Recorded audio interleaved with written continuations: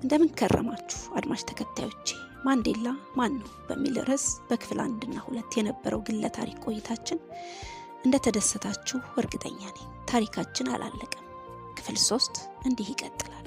እናንተ ግን እንደተለመደው ሰብስክራይብ፣ ኮፒ ሊንክ፣ ሼር ማድረጉን አትዘንጉ። ተከተሉ።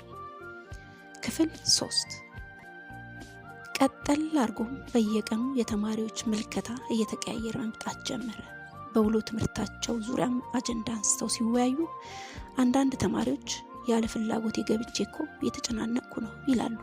ከፊሉ ደግሞ የጎሪጥ እያዩኝ የዚህ ተማሪ ጥያቄ አይገርምም፣ ሰነፍ ተማሪ ይመስል ሶሻል ትምህርት ካልተሰጠ በቀር ሞቼ ይገኛለሁ ብሎ ጊዜውን ያባክናል እንዴ ይላሉ።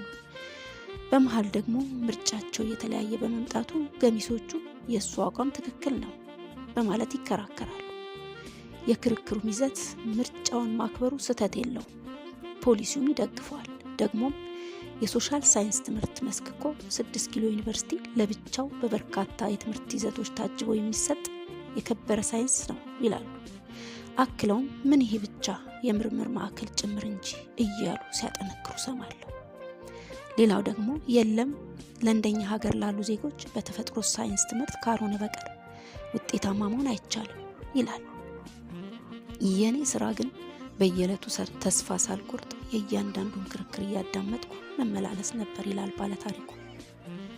የሆነ ሆኖ በዚህ ደስ ሳለሁ ቀኑ ደረሰና የአሁኑ ወረዳ 3 ያን ጊዜ የትምህርት መምሪያ ማዕከል የነበረ ሲሆን ኃላፊው አቶ መስፍን ማጂማላ ይባል ነበር። በወሬ ወሬ ይህ ጉዳይ ከእርሱ ጆሮ ጠለቀና በአንዲት አነስተኛ ፒካፕ መኪና እየበረረ ከትምህርት ቤት ቅጥር ግቢ በመድረስ እሳት ለብሶ እሳት ጎርሶ ቀድሞ ለይቶ ይኖሮ ወደ ቢሮ እያለፈ ተከተሊን በሚል ድምፅ ወደ አስተዳደር ቢሮ ገባ። ገብቶም ዝም አላለም። እኔ ቢሮ ቁጭ ብዬ ለካ ብዙ ስራ ወድቆብኛል በሚል ቁጣ ቃል በማስቀደም ንግግሩን ጀመረ። ኃላፊዎቹ ደንግጠዋል። እኔን ሲያዩ ግን ጉዳዩ ከአንዳንድ ገብቷቸዋል። ፈጥነውም እንደ ምክንያት በቂ ክፍልና መምህር ስለሌለን እኮ ነው የሚል ምላሽ ከመተንፈሳቸው አቶ መስፍን ቁጣው ተባብሶ በእጁ አስቆማቸው። ይህ የመንግስት እንጂ የእናንተ ኃላፊነት አይደለም፣ አስቀድማችሁ መጠየቅ ነበረባችሁ እንጂ መንግስት ያስቀመጠውን ፖሊሲ በመጣስ ፍላጎት ማፈን አልነበረባችሁ ብሎ ንግግሩን በማቋረጥ አሁን የምፈልገው መፍትሄ ነው የሚል ቁርጥ ያለ ቃል በማስቀመጥ አፈጠጠባቸው።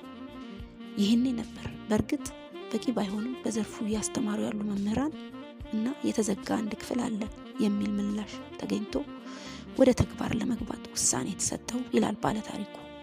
ታሪኩ ይቀጥላል። በቀጣይ ክፍል እስክንገናኝ ቸር እንሰንብት።